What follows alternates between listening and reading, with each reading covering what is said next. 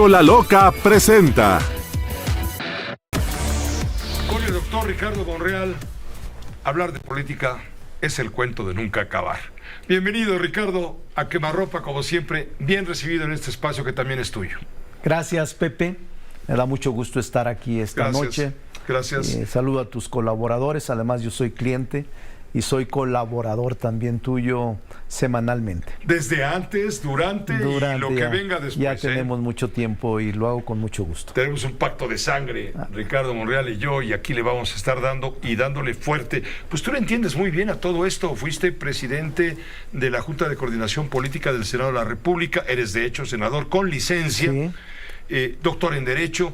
¿Qué va a pasar con esto de los fideicomisos? A ver, ya se aprobaron, como sea, como haya sido, decía el clásico, llega al Senado de la República, seguramente no le van a cambiar una coma, pero queda un fuerte olor a azufre en opinión de los partidos de oposición. Sí, bueno, lo que continúa en el proceso ordinario parlamentario es que una vez que lo aprueba la Cámara de Origen, que en este caso fue la Cámara de Diputados, ahora le corresponde a la Cámara Revisora, que es el Senado de la República, que actúa como tal. Seguramente hoy lo recibió, lo envía a la comisión dictaminadora, el lunes dictaminarán y el martes o miércoles subirán al Pleno. ¿Es la de puntos constitucionales y la de justicia? En este caso creo que la mesa directiva, la presidenta, la envió a dos comisiones, a la de Estudios Legislativos primera y a la de Hacienda y Crédito Público. A las dos las envió y por tanto las únicas dos que van a dictaminar son estas comisiones. Y luego, después de concluido el proceso, si hay una sola palabra que modifique el Senado, tendrá que regresarse a Cámara de Origen en su revisión. Si realmente se allana y aprueba lo que aprobó Cámara de Diputados, entonces se manda a publicar al Diario Oficial de la Federación para que una vez publicado comience la vigencia de la ley, si así lo establecen los transitorios. Entonces va a ser un proceso largo, porque entrada a la vigencia de la ley se dan 120 días para que los fideicomisos puedan reincorporarse a la tesorería de la Corte y luego los remanentes, después de cumplir los compromisos contraídos durante estos años, pase el remanente a la tesorería de la Federación. Pero en el intermedio puede haber amparos, puede haber juicios denominados controversias constitucionales y lo más probable, acciones de inconstitucionalidad. ¿Qué se requiere para promover una acción de inconstitucionalidad? El 33% de los integrantes de una Cámara, ya sea de diputados o de senadores. Y eso lo tiene la oposición. Lo tienen en las dos cámaras. Y van a judicializar todo esto. Lo van a judicializar, eso ya se había advertido. Y eso va a ir a dar a la propia Corte. Va a ir a la Corte y ahí es la discusión si deben de excusarse o no. Para mí es un tema muy delicado, que está, como tú y yo lo platicamos, candente, y que obviamente la Corte actuará como juez y parte, dado que son fideicomisos que les afectan directamente en lo económico a ese poder y particularmente a una élite del Poder Judicial. Por eso me parece que falta tiempo aún para poder deliberar y dilucidar el fondo y el final de este diferendo que existe entre el Poder Legislativo y el Poder Judicial, que de hecho es una controversia entre los dos poderes, ni siquiera es del Ejecutivo, porque es el Poder Legislativo quien modifica un artículo de la ley del Poder Judicial Federal, de la ley orgánica. Entonces es un diferendo entre el Poder Legislativo y el Poder Judicial. Pero no está vulnerando el Ejecutivo justamente la autonomía, de acuerdo con la Constitución, del Poder Judicial al intervenir de esta manera en un asunto que lleva la propia Corte, que es uno de los tres poderes autónomos de contrapeso constitucional. Por eso se habla de que este es un movimiento presidencial para poner por encima de los demás poderes al Ejecutivo y romper los controles, que esto es una venganza porque la Corte no le ha concedido al presidente veredictos, fallos, en fin, como se diga, favorables a su causa. Y No, yo está creo cobrando que, venganza. yo creo que no es así. Si somos estrictos en materia constitucional, no hablo políticamente, pero en materia constitucional hay un diferendo, una controversia, una confrontación entre el Poder Legislativo, que está aprobando una modificación a la ley orgánica que suprime los fideicomisos, y el Poder Judicial, que es afectado directamente. Realmente es entre los dos poderes. Ahora, políticamente el presidente se ha metido en opinar lo justo o lo injusto de la medida, pero jurídicamente no tiene nada que ver en este diferendo entre el Poder Legislativo y el Poder Judicial.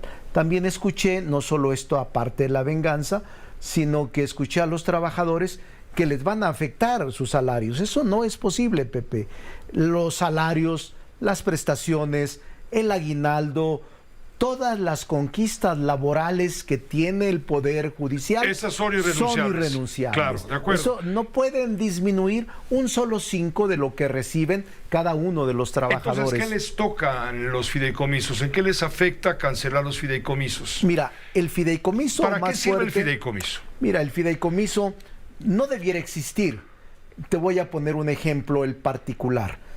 Cuando la Cámara de Diputados decide el presupuesto anualmente, si no lo gastas todo y hay subejercicios, es decir, te dan 100 pesos y gastas 90, no te puedes quedar con los 10 pesos, Pepe. Lo tienes que regresar a la tienes que tesorería. regresar a la tesorería de la Federación. ¿Y qué está pasando lo que con los ellos fideicomisos? hicieron fue ¿Está quedando la crear Corte? fideicomisos. Ajá. Me sobraron 10 pesos, mándalos a un fideicomiso. Eso no fue hace un año ni dos. Te estoy hablando de una práctica de hace 15 o 20 años, que fueron poco a poco abultando esos fideicomisos, que muchos de ellos no están autorizados por ley en la propia disposición ¿Que se usan jurídica. para pensiones? Algunos. Uno que es ¿Salud? el más fuerte es el fideicomiso de administración, es decir, para mejorar la administración de justicia, un fondo para mejorar la administración de justicia.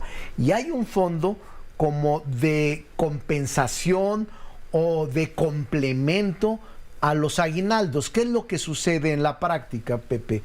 Si un magistrado, ministro o un miembro del Poder Judicial Federal en estos niveles se jubila con la pensión del ISSSTE.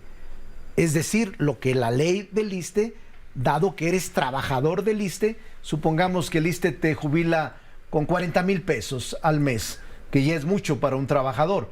Lo que hace este fideicomiso es complementarte hasta el 85% de este fideicomiso. Es decir, si ganas 300,000 pesos o 500,000 pesos, más o menos el salario son como 300,000, pero los 300,000 pesos ellos perciben al retiro cerca del 85%, quiere decir que serían 240, 250,000 pesos, es decir, el 15% menos si estuvieras en activo.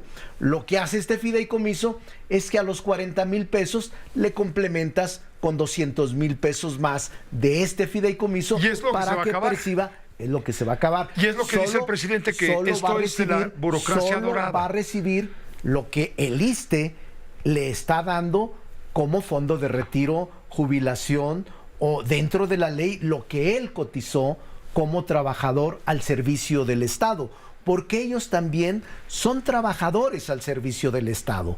No solo los miembros del Poder Ejecutivo, sino también los del Legislativo y también los del Judicial. ¿Y esto va de arriba a abajo? Es decir, va de los ministros de la Suprema Corte. Normalmente es un grupo no tan numeroso. Ajá. No son los 50,000. Los 55,000. No son los 55,000. Deben de ser 600, 800. No traigo el número exacto. La burocracia dorada que dice el presidente. Son ministros en retiro o ministros retirados, jubilados, magistrados de circuito, jueces de distrito o miembros de la Judicatura Federal, consejeros de la Judicatura, que son los que tienen acceso y por decisión de ellos derecho a este complemento para que reciban no la pensión del ISSSTE únicamente, como lo reciben la mayoría de los mexicanos. Eso es lo que les mochó el presidente. Entre otras cosas. Entre otras cosas. ¿Me Pepe. permites una pausa? Sí, cómo no. Por favor, porque si no nos comen los anuncios. Y volvemos contigo. Está muy sabroso esto. Está Por sabroso. fin le estamos entendiendo. Está sabroso. Gracias. Ricardo Monreal, a ver, explícame por qué se van contra la Corte, le mochan los fideicomisos, dice Morena es un exceso, y por otro lado le aprueban al Ejército un fideicomiso para el Tren Maya. Sí. Y tiene el Ejército un fideicomiso muy fuerte de más de 90,000 millones de pesos y al Ejército no lo tocan. Sí, es una política que el presidente de la República ha decidido priorizar por el Tren Maya, que tiene más beneficios sociales que beneficios en un sector minoritario y muy elitista. Pero yo te puedo decir, Pepe, no es nuevo este tema para mí. Yo hace más de un año escribí un artículo y hice una investigación sobre, le llamo al artículo La Corte, Privilegios y Retos. Y yo creo que a cualquier mexicano puede ofender los excesos y los abusos. Y yo tengo buena opinión de muchos de los ministros de la Corte, quizás la mayoría, de jueces y magistrados. Conozco a muchos que les tengo ¿Cuáles abusos? afecto. ¿Los abusos que comete la Corte o los abusos que comete el presidente al acusar a la Corte? No, yo creo que de la Corte en sus ingresos. Solo te comento que yo investigué 40 privilegios. Solo te comento unos de la Corte. Te comento unos para efecto de ilustrar el debate. Uno, cerca de 300, hasta hace un año, más de un año. En ese momento ganaban casi 300,000 millones de pesos de salario por ministro. Dos, el aguinaldo era cerca de 600,000 pesos anuales. Tres, una prima de antigüedad de 10 días, que eran 90 y tantos mil.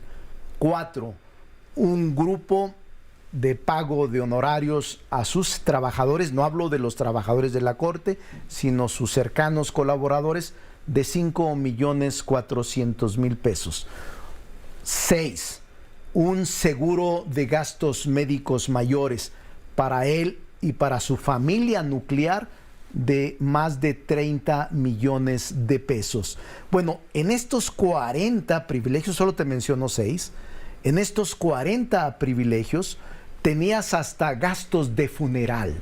Es decir, no gastas en nada. Gastos para lentes, gastos para comida en restaurante por cerca de 800,000 pesos por mes por ministro, 800,000 pesos por año por ministro, pago de 6 teléfonos de última generación, 2 Suburban blindadas con un valor de casi 6 millones de pesos. ¿Que se las llevan cuando se van? No, que renuevas cada 2 años, las tienes que renovar cada 2 años, y cuando se van, se llevan todo. Se quedan con más del 85% más un retiro de haber cuando terminan.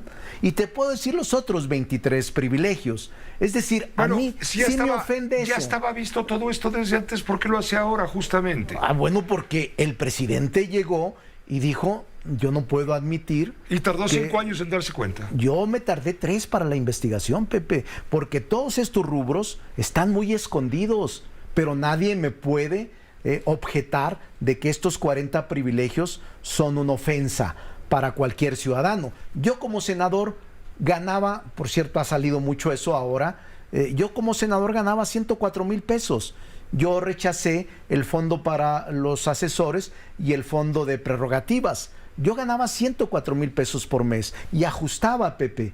Es decir, sí tenemos todos que ajustarnos a un modelo de austeridad real, que el país no puede sino ser exigente, porque no resiste tantos excesos, que fue lo que pasó en los recientes... Pero este va más allá, Ricardo. Esto va más allá. Es evidente que hay una contraposición del presidente políticamente hablando, con la Corte. Ahora vamos a hablar políticamente. Sí, breve, porque el tiempo... Ya sé.